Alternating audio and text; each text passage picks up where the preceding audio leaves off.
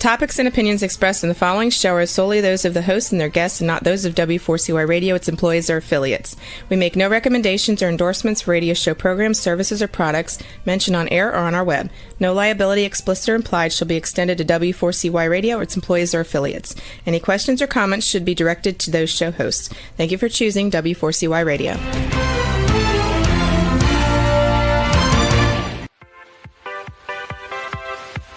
Welcome to the Ask Good Questions podcast, broadcasting live every Wednesday, 6 p.m. Eastern Time on W4CY Radio at W4CY.com. This week and every week, we will reach for a higher purpose in money and life, as well as a focus on health and wellness. Now, let's join your host, Bonita Bell-Andersen, as together we start with Asking Good Questions.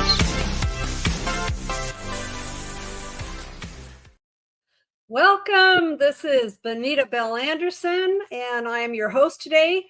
I have with me a special guest. His name is Dean K. Piper, and I'm going to give you a little bio on this guy. He's an influencer, an international radio personality, an on-air talent and podcaster.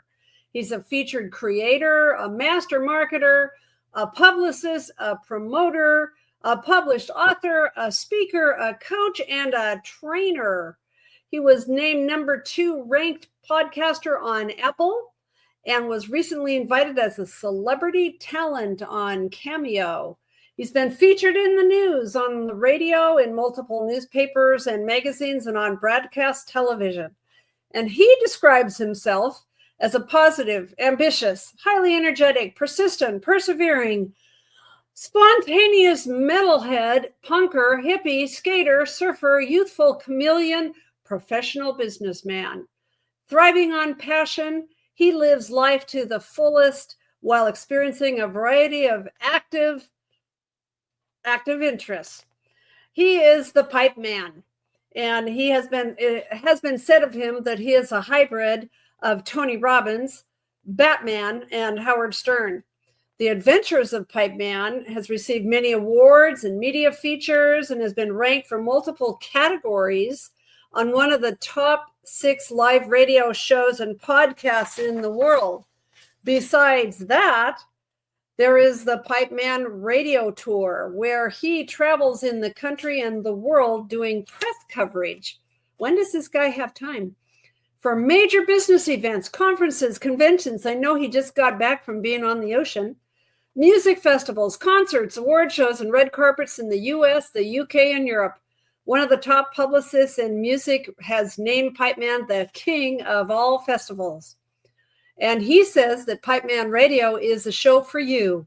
It is many things. It's informative, it's professional, it's motivational, it's inspirational, it's enlightening, it's controversial, it's music, it's shocking comedy, but most importantly, it's just plain fun. And that's what we intend to have today with Dean K. Piper. I'd like to welcome him now.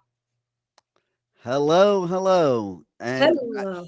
I just have to tell you that it sounded to me like you looked up every one of my personalities, because I kind of have multiple personality disorder, and you just read off about all of them.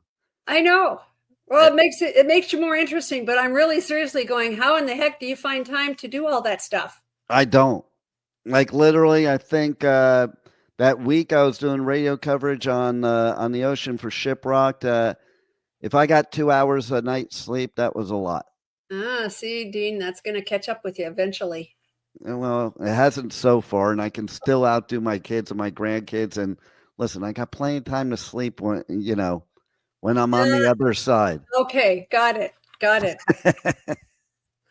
Well, we're going to talk about a scintillating topic today in the financial industry about choosing an advisor. Now, I think we're going to try to make this as fun as possible, but I'm going to tell you briefly, before I have you tell your story, I'm going to tell briefly my story.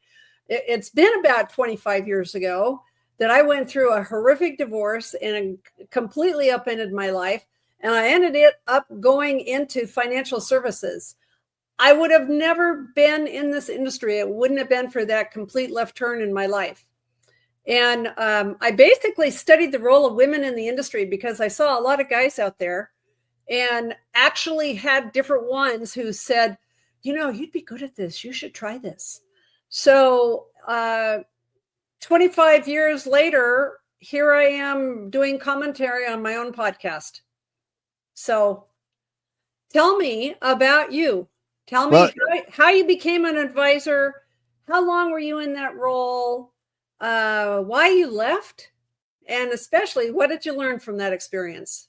It's kind of ironic. I was listening to you and I thought to myself, I think I passed the baton to you because when I left the business, went through a horrific divorce at about the same time as you were going through a horrific divorce and getting into the business. And we didn't know that 25 years later, we are going to be talking about this. And look at that. Look at how the universe works is like, so I went into this industry and now you're in that. And if it wasn't for you, I wouldn't be in this industry. Right. So it's like it just all, the universe put all the puzzle pieces together. Right. But what really started it for me was, okay, so I was in retail for 10 years. I worked since I'm 11 years old. I've been a salesperson since I'm 13. I lived on the streets from 15 years old, brought myself off the streets, put myself through college, no help from anybody. Even then, we were talking about time. I also paid for college myself. Good for you. I love that because you get a lot more out of it. Because this is what I saw when I was in college. I couldn't deal with the kids my age because mommy and daddy was paying for their stuff. They didn't respect it. They didn't understand it. And, I was on mission. So I was working 80 hours a week in a retail store doing pools and spas, which I was in that business for 10 years. And I was pulling 17 credits a semester at Rutgers, which is, for anybody that knows, 12 credits is full time. Yeah. So, basically, you do what you got to do. But the thing is I had a brother that was working at Prudential. And he would multiple times try to get me to come work over there.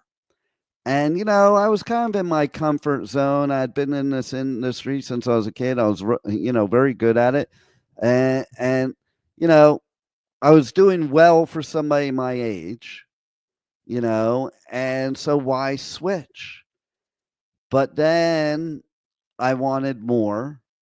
And so I one day let's see, I was like, I think 20 years old or something like that. And I'm like, okay, I'll come in. And so then I started my career at Prudential, where I got my life insurance license, my Series 6, my Series 63, health insurance license, P&C license, all that. Okay. And it was interesting. My journey is very interesting because, so you work for a company like Prudential. Some people might not like what I'm about to say, but they're a very big company that does things that the smaller person would not be able to do. Yeah. Okay. And so basically, I was a go-getter. So when I first started in the business, I was working from 7 in the morning to 11 at night. That was who I was, and my goal was to be number one in that office. And I was in an office with 85 agents. And of course, in that business, you go for try to win the trip to the business conference and all that stuff. So I wanted to do all that. Yeah. That's where I started with my, also with my, credentials by getting the LUTCF. And so I was the number one agent in that whole office, and basically what I learned at Prudential was that was not financial planning. I learned it was selling a product. Variable appreciable life is all you were supposed to sell to anybody. They would have the weekly meeting. I bet that they would give you a bonus if you did sell a lot of that.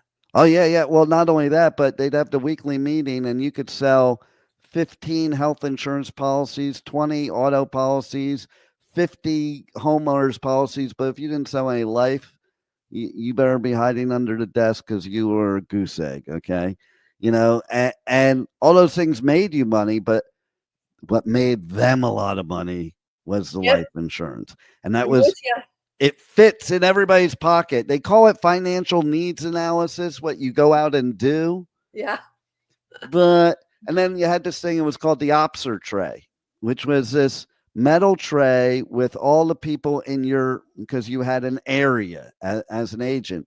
And your manager taught you to pull these Opser sheets out and read how much dividends there was and how much cash value, and do an illustration of how much more val that could buy for the person, and so basically those are the things you could not do if you're an independent or a smaller shop. Right. Why? Because it's kind of illegal. Just saying. But hopefully nobody heard that. No. Okay. And so I also was too young to be making the amount of money I was making. I was making like 70 grand a year at like 21 years old working for Prudential, because I was out there like, man, you were rolling in the dough. I was killing it. And nobody could afford to hang out with me my age. So I used to be the big shot, treating everybody, and go to like Tavern on the Green. Hey, let's go to dinner. My American Express bill alone was like $2,500 a month. I had 35 credit cards. Listen, okay, you're doing financial stuff, but yet you have 35 credit cards, okay? And here's the thing, people. Don't give a 21-year-old 35 credit cards, okay? No. And so I was basically making 70 and spending like 150. Yeah. So I was going into a scenario where I was actually filing bankruptcy because I listened to some stupid attorney that gave me bad advice. Like, I had bills I only owed $20 he wanted to put in a bankruptcy, but I was young and didn't listen. And I'm saying this stuff because, these are all part of things people need to learn about financial planning and advising, because it's not just, hey, your investments or hey, your insurance. It's the whole picture, and a true advisor. You're creating a partnership with somebody. Mm-hmm. And a true advisor is not selling you product. Yeah. They are looking at the whole picture and doing a true financial needs analysis. Yeah. And that is the difference. And that's where things changed for me, because I did win this trip down in Florida in Marco Island, and there was a nor'easter up in Jersey. And so and my dad lived down here in Florida. And so where you live now. Where I live now. And so we were sitting there. I was going through bankruptcy, losing everything. I did have a job that would get me out of the hole, because going bankrupt and then still making 70 grand, go out of the hole.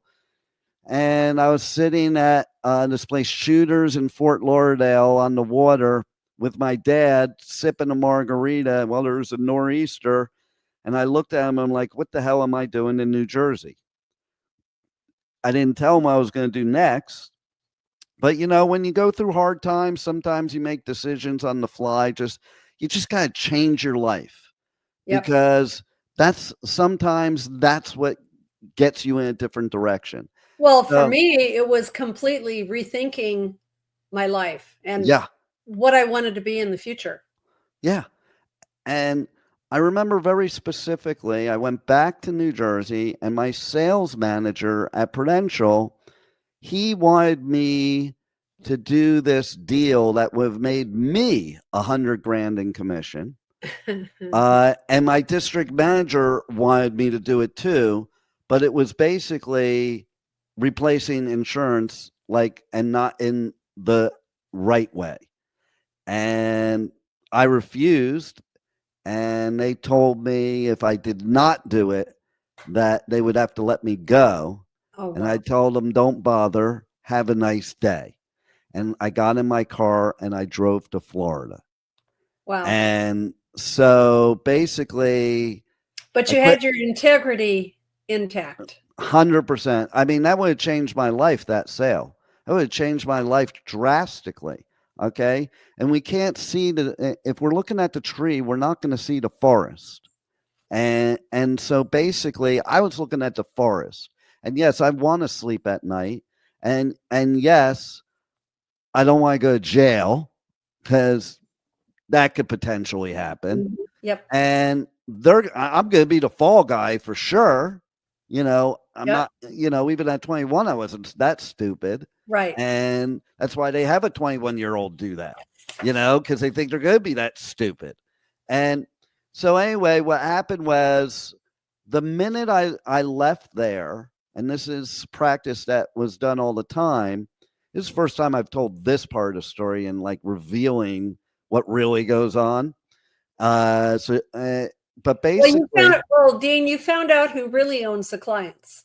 Oh yeah, because what they did, the sales manager did, is he lapsed every bit of insurance I wrote, gave it to another sales agent on his staff, so that what would happen is the other agent would rewrite it, and the sales manager would get a bonus for like double business, and then it lapsed off for me. So I went to Florida, and I actually went to a Prudential to maybe work at Prudential in Florida here, and maybe that'll be a better one. They wouldn't hire me because they said I had 10 million of insurance lapsed off in the past month. So, I was no longer hireable by Prudential. Yep. And then I saw this ad in the paper down here. I know to the younger generation right now listening to this, they probably don't. I'm speaking like a foreign language right now, because there was a time where that's how we got jobs. We went and got the paper and looked in the classified. Yeah, like what's that? And I saw this ad that said make 125,000 plus, blah blah blah blah blah. I don't even care what the rest of it said. I was 21 years old, going through bankruptcy, just quit my job, had no money to even eat, and I wasn't going to go work at McDonald's. And I was looking to be in the financial business still. And so basically I went on this interview, and there was no brokers there, no desks. There's 3 owners, and they're telling me how I'm going to make 20 grand a month. And they show, like sometimes what you see in the movies, they show me their W-2s from the year before. They made $1 million. What product was it? It was a commodity firm. Oh boy. Yeah, but a legal one, not licensed. So I don't know, what they said sounded good to me. It sounded more my personality anyway, because I really hated going in people's houses and scaring them about death. Right. And how you have to pitch that crap. Sure. And it was more like my personality. And, there's legit people and there's not legit people. Yes. Okay. And so basically what I did was, and the Series 3 is one of the hardest exams you could take. It's harder than the 7. Yeah. But I remember I went home that day. I was talking to my dad and my brother. I was talking about how I was going to make 20 grand a month, blah, blah, blah, blah, blah. And they're like, you're bankrupt. You have no money. Maybe you should start with like making $250. Why don't you get a real job? And that's the line I got. So there's significance to me saying that, because that was a fire in my belly for me. And I went and I sat on a Fort Lauderdale beach on the beach for 3 days and studied that Series 3 exam and took it like on a Monday. Like I just, went right through it. And like there were 50 other candidates in that brokerage firm that were vying for, table spots. Basically, the guys had just opened a new firm. They were working somewhere else. They opened a new firm. And so I trusted in that because I was young enough to not be, like you didn't know anything else. Yeah, I wasn't. I was young enough to not be pessimistic or skeptical. Okay. Right. And to believe what was going to happen. And I'm a big believer. What the mind conceives. Yeah. Yeah. What the mind believes is what you conceive. So, basically I went for it all out. And then so that first month in the business, in that part of the business, they said to me, listen, I know you're a superstar at Prudential, but even though it's the same world, the quote unquote financial world, this is a whole different world. Yeah. And what you did there is not going to work here. And they were teaching me how to sell. Now, I'd been a great salesperson since I was 13 years old because my dad was one of the best salespeople and he trained me. And basically, I said, I basically was going to be like number one, and I didn't want to listen to him. I was a cocky 21-year-old. So I did not do what they told me to do and how to sell it. I did what I thought would work. Well, that first month I made zero. Right. Because, and I say this because if you want to succeed in life, no matter how good you are, no matter how much you know, you can always learn more. Right. And also being that cocky 21-year-old, I went home and I set this goal. I have this thing that I teach now in my motivational stuff of how to set goals. And it was something I did this day. And I wrote out, I call it a goal getter. And you number 1 to 10 and 10 things you want most out of life. They could be short-term, long-term. Because, I read Think and Grow Rich and I read all those books, but most people don't follow the guidelines in Think and Grow Rich because it's a lot of work. Yeah. So I basically simplified it. And what I put on there was make $25,000 this month was the number one thing on the list. Now, I don't know what right I had to do that because I had never made $25,000 in a month. They told me 20, so I wanted to do more than what they said, and I just made zero. Okay, and I'm bankrupt.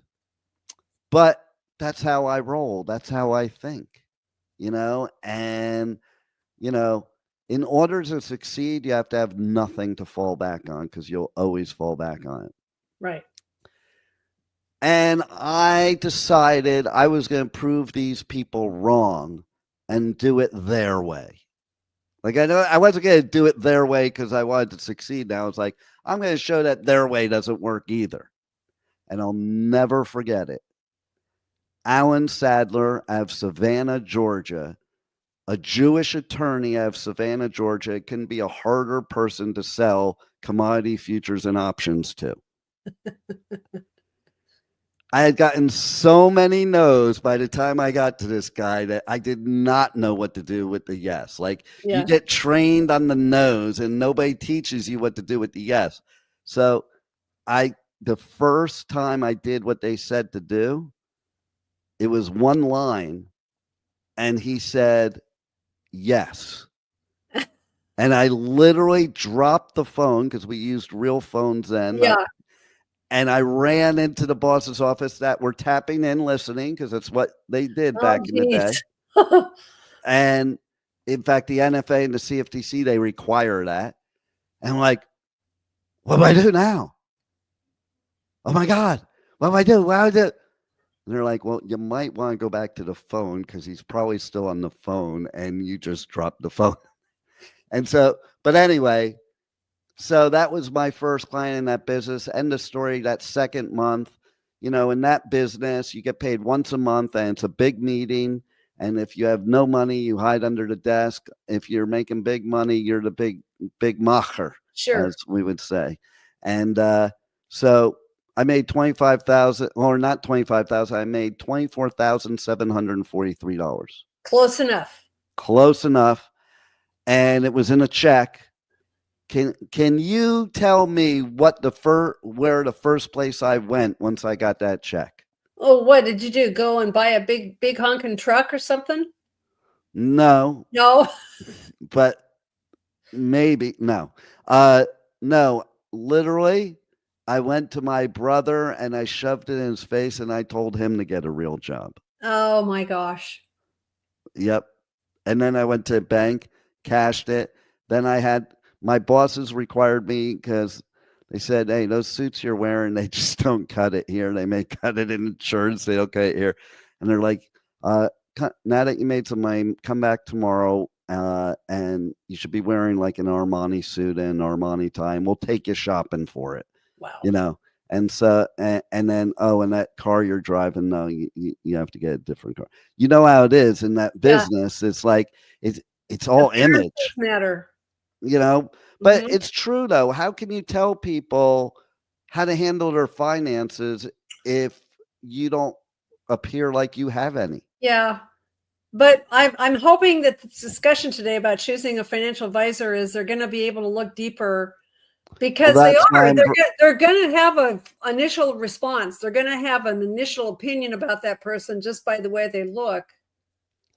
Well, that's why I'm bringing that up, because just because your advisor looks good doesn't mean they're a good advisor. That's Okay. right. That's And right. so now that wasn't enough for me, not the looking good, but you should look good because people are going to, it's first impression. Right. But that's not all. You do have to dig deeper. That's why I had gotten 15 licenses and 4 professional designations. And like I was a knowledge junkie, and I was addicted to CNBC 24/7. So much so that when I first got married, it freaked out my wife, like, because I would wake up in the middle of the night, pop up like a zombie, and call like Singapore or Hong Kong to find out prices, and then go back to bed. And she'd be like, "What the hell are you doing?" Yeah. You know, or she'd try to turn off Bloomberg on the TV at 2 in the morning. I'd wake up, I'm like, "What are you doing?" So, Well, yes. okay. So, yeah, you've been there, done that. Yeah, that's the beginning story. That was the long answer to your short question. Yeah. So basically, in a nutshell, what do you think you learned from that period of your life? This is what I learned: a few things. Number one, I learned that just because somebody's a big company doesn't mean they're a good company. So always do your research. Don't just trust because of a company or somebody's name. I mean, look at Bernie Madoff. Yeah. People trusted him because he had a Yeah. big name. I was just saying to somebody the other day, I don't get it. All you had to do is look at the statements and they looked fake. I know. Okay. He And was that printing them upstairs. The printing press was upstairs from his office. exactly. So that's part of what I'm bringing up is like, you got to look at all the details. You got to look at all the little things. You have to be your own advocate because they're not going to be your advocate. Right. You have to do Yeah. your research You're in charge. completely, because at the end of the day, it's your money and Right. you want to make sure that it's being handled by somebody that cares. So Right. that's another thing that I got out of it. Like, I became somebody that cared. There's not a lot of people sometimes in that business that care, and you need somebody that cares, that they'll treat your money as if it were their own. What I also learned from that whole experience there is that, it was better to be independent so you could actually choose products for your Yeah. clients That's why I that went independent. fit the client. Yep. Not selling them a product, but actually getting to know your client, more than just the financial needs analysis. But what are their goals? What are they looking to do? What stage of life are they in? There's so many variables that come into play. And then creating a custom portfolio that fits their needs and their needs alone, because their needs are going to be different than every other person out there. Yeah. And so that's the big thing I learned through the whole process was there's some things, even the investments that some people look down upon, they may be good for certain types of people. Yeah. Everybody's different, Right. and what their needs are. So you need somebody that is experienced and has the ability, okay, this is a big one for me, has the ability to provide any type of product to you. So in other words, if you're dealing with a financial advisor that only sells insurance, they're not going to be able to handle your other types of investments. So they're probably not going to tell you to do them. That I would deal with somebody that has the ability to handle any type of product pretty much. Right. So that they can give you a legitimate advice, opposed to advice based on just what they have. Yeah. Well, how do you think you find somebody who's knowledgeable that fits like that? Well, Are you just going to go by your gut instincts? What do you think? I don't think just gut. I think gut is always part of everything in life, in my opinion, but it's got to go farther than that. Okay. First of all, you have to actually, I think you have to actually get along with your advisor too. Okay. It's just like a lawyer. Okay. I don't want a lawyer that's going to browbeat me like they're better than me. Yeah. Okay. You know, because that's the only way that you guys can work together. But so I think that's the first thing. Because listen, if they have all the knowledge in the world, if they're not on the same page as you, it's not going to be helpful. No. I think the most important things to start with is find somebody you connect with, but also understands your needs and understands how you operate and asks you questions. I think that's a big key. We're on here, ask good questions. Well, I don't think it's just the customer that needs to ask good questions. I think it's who you're looking to hire that needs to ask good questions. That's how I'll determine if they're a good financial advisor. What questions are they asking me before they're trying to tell me how I should handle my money? One of the things that's interesting is what I have seen, and I'm talking about risk now, is I've seen people take too much risk because they got sold a product that wasn't appropriate. What do you think about how you figure out how much risk you should take? And again, I think your answer is going to be getting back to what kind of questions is that advisor asking you? Yeah, it's like it depends on the person. If somebody has $10 million, if they put 10,000 in a risky investment, it's not really a risk. Yeah. If somebody has $20,000 and puts 10,000, that's a huge risk. I Right. think it also matters what stage of life you're at and what your goals are. Yeah. I'll give you a perfect example. When I was in the business, one of my brokers, his father worked for MCI WorldCom. He was 3 years from retirement, had me analyze his portfolio. His portfolio was his pension consisted of 100% MCI WorldCom stock. At the time, MCI WorldCom was at about $80. Yep. And I said to him, listen, this has done great for you. You're 3 years from retirement. No matter how good this investment is, it's time for you to change from growth mode into preservation mode to prepare for income mode. Right. Did he listen? Well, that's a good question. You would think anybody would listen. And what I said is, I'm like, you should diversify some of it away into something safer and then start packing. Oh, no, but blah, blah, blah, blah. I'm like, okay, so take half off the table. You can keep half in there, take half off the table and put it in something ultra conservative. And then if it goes up, great, you're still making money. If you lose money, you're still ahead of where you were to begin with. And he said, oh, but we just had a meeting and the head guy said it's going to $140. I'll never forget verbatim the conversation because it was so insane. And he just would not listen to me. I'm like, listen, I'm not asking you to even put your money with me. I'm giving you free advice because your son works for me. So I have no stake in this whatsoever. Didn't listen to me. 2 weeks later is when MCI WorldCom went to basically almost zero. So he lost. Did he lose everything then? Everything. So now how are you going to get everything back to retire in 3 years? And that's the part people need to think about. No matter how good the investment is, you need to think of those things. You need to think forward and present, And so I'm a risk taker, but you only risk what you can afford to lose and don't need to replace. Right. Well, there's another type of person out there that I've run into, and it's because people have trusted me, which is very humbling to have people trust you a lot. But sometimes people will say, "Oh, you just take care of it. I don't want to deal with it. You just take care of it." Well, if you're a reputable advisor, that might be okay. But if you're not, What do you say to somebody who says, I don't have time, I want to be completely hands off of my investments? Well, part of my answer to that is even though I had power of attorney because I was an RIA and a CTA and I didn't have to ask permission, I always talked to them. Yeah. And I never placed trades without them knowing, even though I was able to, you know.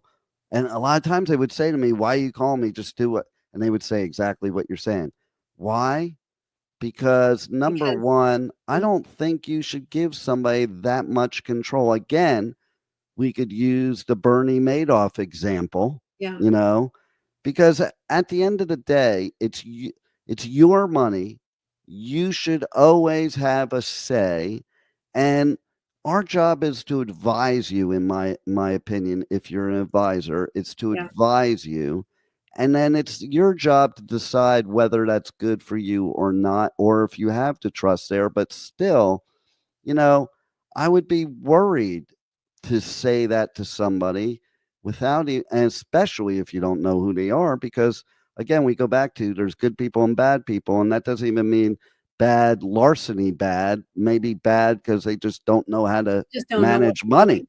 Yeah, one of my favorite things just about life in general is that you need to be 100% responsible for yourself. Mm-hmm. And that is completely not being responsible for yourself. So you may want to be hands off, but but I like what you said. You've got to still connect with the advisor, have some knowledge of what's going on and why you're doing it. There's some people that only talk to their advisor once a year. Yeah. I think that's insane. Yeah. I wouldn't want to do that as the advisor, and I never did.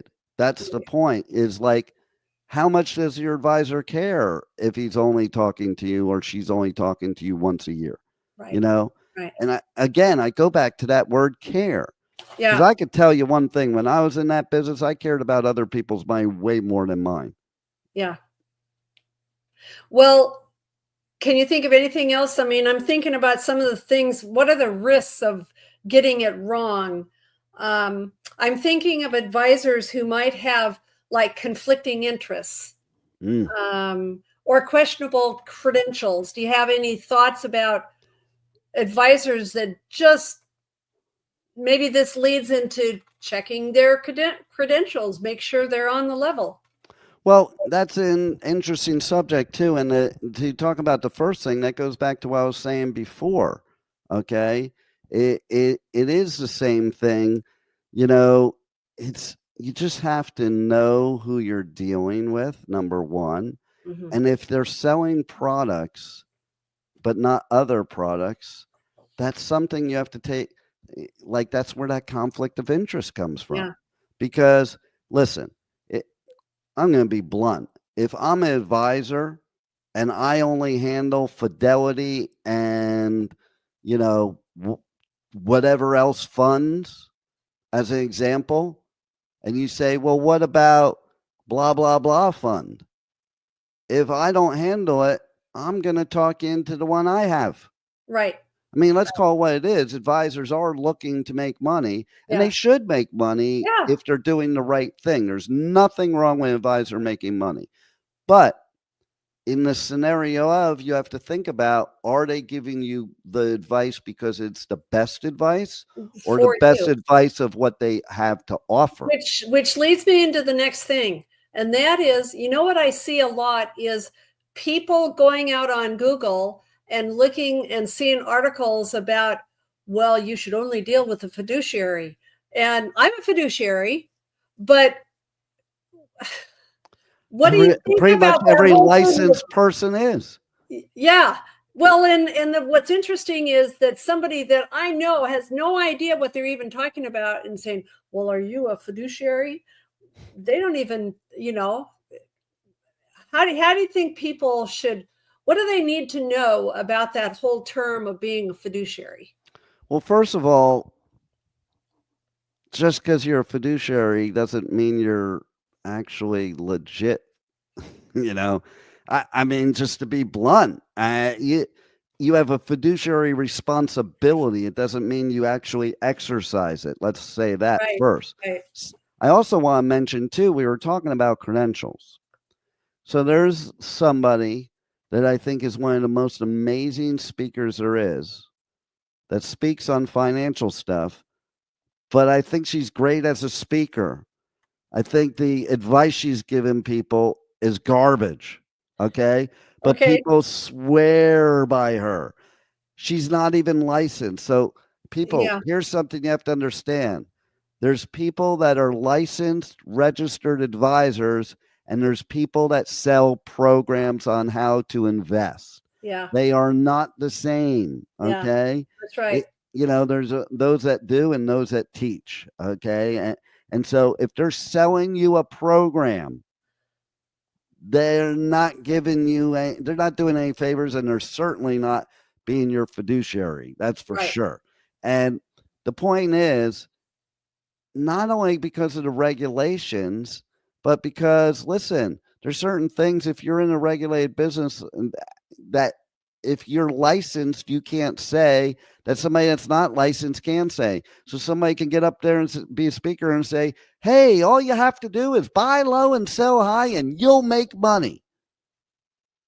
But it's a lot deeper than that. Right. Okay. That's pretty obvious. And some of the advice these people give doesn't take certain things into account. Okay. One of those things is sometimes you won't get a fill. So they could say, oh, yeah, all you have to do is buy it at 25. But there's times that maybe there's not a market for it and you won't be able to buy it there. Or they show you their charts of how much money they made. That's called paper trading. I've never met a paper trader that lost money. I can tell you right now. I did meet a lot of money managers that had long, great track records. As soon as I put money into their thing, it lost money, and I couldn't understand why. Dean, we could probably go on for a couple hours, I but know, we're right? running out of time. Yes. I want your bottom line thinking about how advisors get paid. I think 100% is somebody that sold pretty much everything there is, that the advisors you should be dealing with are people like you, people that Meaning that, like, I call myself a fee based. It's a Yes. flat fee. Flat That's fee. what I was going to say. Fee based. Right. The reason being, okay, so you have fee based and you have commission based. Commission based, I'm telling you right now, every single broker that sells commission based are going to sell you based on the commission, not based on the product. Right. Okay. So if they have how much they're going to get. Yep. And I hope that they would be good, ethical people. But sometimes that's hard. And maybe they're not being unethical. They just don't know better either. And this is what they have. You only know what you know. Right. But they also need to make their car payment. Okay. Yeah.